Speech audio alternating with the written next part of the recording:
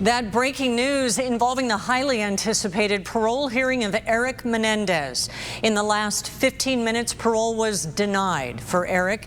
This was the closest Erik had been to freedom 36 years after he and his brother Lyle murdered their parents. ABC 10 News investigative reporter Austin Grabish is joining us now live outside Donovan State Prison with the very latest. Austin.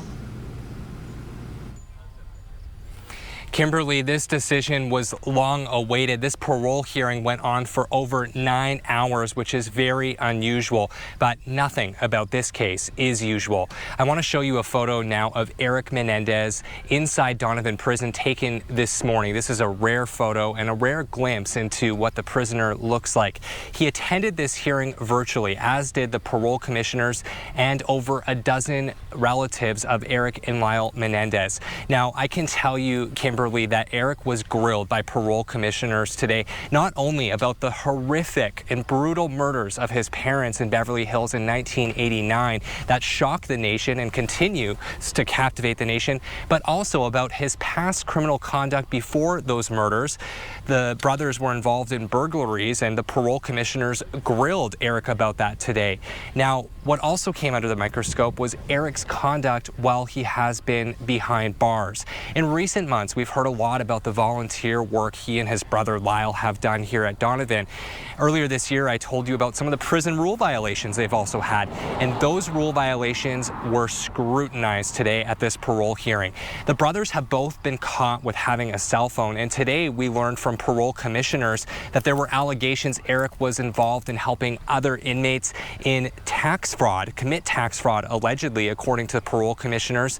And we also learned from the parole board that Erik was involved with drugs, all things we have never really heard before about his time behind bars. Now, I can tell you the parole attorney for Erik tried to fight back at the commissioners and said she fundamentally disagreed with some of the conclusions, clinical assessments made about her client, Erik Menendez.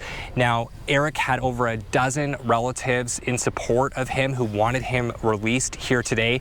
They spoke at great lengths about the change he has done in his life, but ultimately none of this was enough to convince parole commissioners that Erik should be released. Now, to get some reaction to this decision, I did speak to a former federal prosecutor in San Diego. I want you now to take a listen to Nima Ramini. I was surprised the commissioners didn't recommend release.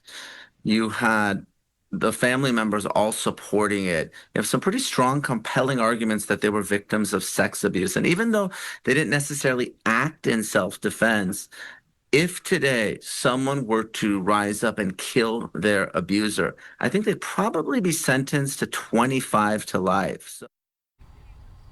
Now, Kimberly, this decision still has the potential to be appealed, and the Menendez brothers have 2 other separate paths for freedom they are trying to get. The first is a clemency request into the governor's office. The second is a request for a new trial. That federal prosecutor you just spoke to told me a new trial seems very unlikely. Kimberly.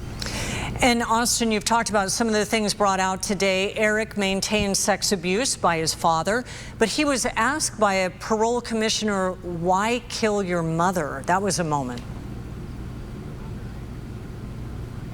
It was a heartbreaking moment, Kimberly, and what he told the parole commissioner is that the moment he found out that his mom knew, it ruined everything for him. He said his mom told him he knew that all these years he had been sexually abused, and yet she stood by and did nothing, according to Erik. That was a really critical moment in today's parole hearing.